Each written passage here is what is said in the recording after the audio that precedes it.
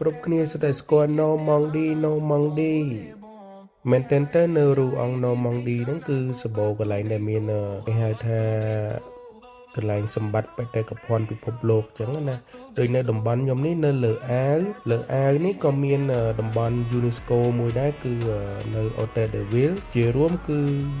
វាពិតជាអស្ចារ្យមែនទែនសម្រាប់ការរស់នៅតំបន់លើអាវមួយនេះលើអាវជាប៉ែកមួយដែលមានសមុទ្រ